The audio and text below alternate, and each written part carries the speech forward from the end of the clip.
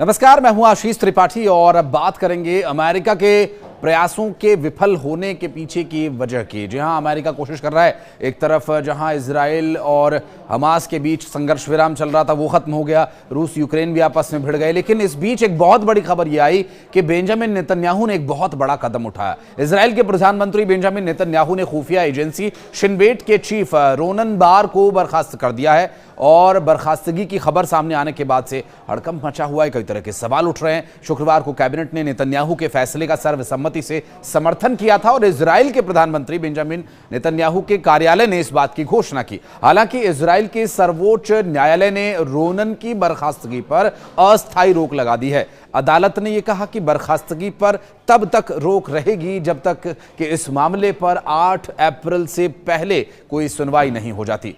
Israel के इतिहास में ऐसा पहली बार हुआ है कि जब सरकार ने घरेलू सुरक्षा एजेंसी के प्रमुख को उनके पद से ही हटा दिया हो।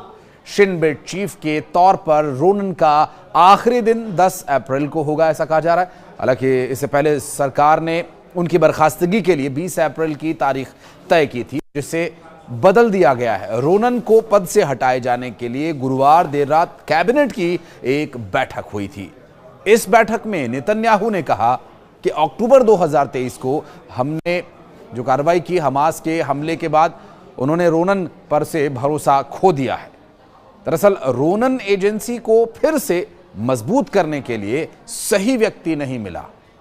नेतन्याहू ने आरोप यह भी लगाया कि हमास के साथ बंधकों की रिहाई से जुड़ी बातचीत में रोनन का नजरिया नर्म था और वे आक्रामक नहीं थे। उन्होंने दावा यह भी किया कि जब से रोनन की जगह शिन बेट के एक दूसरे सीनियर अधिकारी को बातचीत में शामिल किया गया, तब से सूचनाओं को लीक होता पाया गया। सूचनाओं के लीक होने से भारी कमी आई है और सफल वार्ताओं के जरिए हम बंधकों को छुड़ाने में कामयाब भी हुए हैं। कैबिनेट बैठक के दौरान शिन बेट ने मंत्रियों को रोनन का एक पत्र भेजा। इसमें उन्होंने बैठक में शामिल होने से इनकार करते हुए अपनी बर्खास्तगी को खारिज किया। रोनन ने सरकार के आरोपों को बेबुनियाद बताते हुए कहा कि ये शिन बेट के कार्यों को बाधित करने का एक प्रयास है। रोनन ने पत्र में चेतावनी भी दी कि नेतन्याहू देश को अंदरूनी और बाहरी स्तर पर कमजोर कर रहे हैं। उन्होंने आरोप यह लगाया कि नेतन्याहू ने उन्हें और मोसाद प्रमुख डेविड बारनेया के बंधक वार्ता से हटाकर पूरी तरह से प्रक्रिया को नुकसान पहुंचाया है। उन्होंने यह भी कहा कि उनकी बर्खास्तगी की वजह से निजी और संस्थागत हितों का टकराव हुआ है और देश की सुरक्षा के लिए ये एक गंभीर खतरा है। बहरहाल इजराइल की शीर्ष अदालत ने देश की आंतरिक सुरक्षा सेवा एजेंसी शिन बेट के प्रमुख को बर्खास्त करने के प्रधानमंत्री बेंजामिन नेतन्याहू के फैसले पर शुक्रवार को अस्थायी तौर पर रोक लगा दी है। अदालत ने यह भी कहा कि शिन बेट के प्रमुख रोनन बार की बर्खास्तगी पर तब तक रोक रहेगी जब तक कि उनकी अपील पर सुनवाई हो नहीं जाती। अब इस मामले को इस तरह से समझने की कोशिश कीजिए कि एक एजेंसी जो सुरक्षा के लिए काम करती है, उस एजेंसी के प्रमुख को पद से हटा दिया जाता है। अगर ये सुरक्षा एजेंसीज किसी भी देश के लिए रीढ़ की हड्डी हैं तो उसके प्रमुख को उसके दिमाग के तौर पर भी देखा जा सकता है। हालांकि निर्देश उसे उच्च पद पर बैठे अन्य नेताओं से भी मिलते रहे हैं। मसलन अगर रोनन की बात करें तो वो बेंजामिन नेतन्याहू से ही निर्देश लेकर के अपनी सभी सेवाओं को देते रहे हैं। लेकिन अब आप ये समझिए कि असल में वहाँ पर एजेंसीज काम कैसे करती हैं। वहाँ पर एक एजेंसी है मोसाद। जिस तरह से भारत में सुरक्षा एजेंसी रॉ है, उसी तरह से मोसाद वहाँ पर काम करती है। और एक एजेंसी है शिन बेट एजेंसी।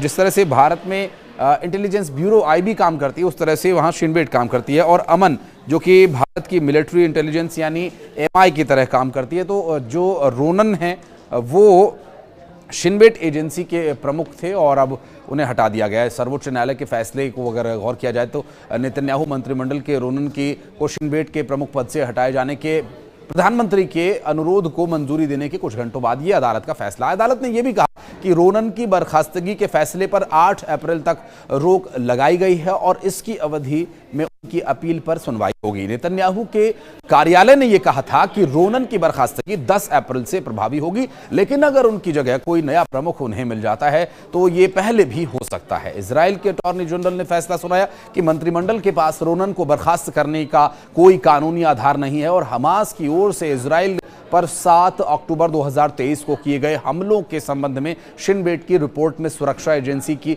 विफलता की बात स्वीकार की गई थी। हालांकि रिपोर्ट में यह भी कहा गया था कि नेतन्याहू सरकार की नीतियों ने ऐसी परिस्थितियां पैदा कर दी थी कि जिनके कारण ये हमला हुआ है। बहरहाल इन परिस्थितियों से निकल पाना इजराइल के लिए एक बड़ा चुनौतीपूर्ण कार्य हो गया, क्योंकि आज के समय में जहां एक तरफ अमेरिका का उस पर दबाव है कि वो युद्ध विराम बनाए रखे और दूसरी तरफ अपने बंधकों की रिहाई के लिए लगातार वो प्रयास कर रहे हैं, और इस बंधकों की रिहाई के बीच इस तरह का एक बड़ा कदम कई तरह के और भी सवाल खड़े करता है। सवाल ये भी खड़े करता है कि क्या बेंजामिन नेतन्याहू का उनके अधिकारियों से सब कुछ ठीक चल रहा है या नहीं। बहरहाल इस विषय पर अगर आप कुछ राय रखना चाहते हैं तो कमेंट सेक्शन में आकर ज़रूर बताइएगा। और इजराइल ने इस समय जो ये कदम उठाया, इसके दूरगामी परिणाम हो सकते हैं अंतर्राष्ट्रीय स्तर पर जिस परिस्थिति से वो गुजर रहा है। धन्यवाद।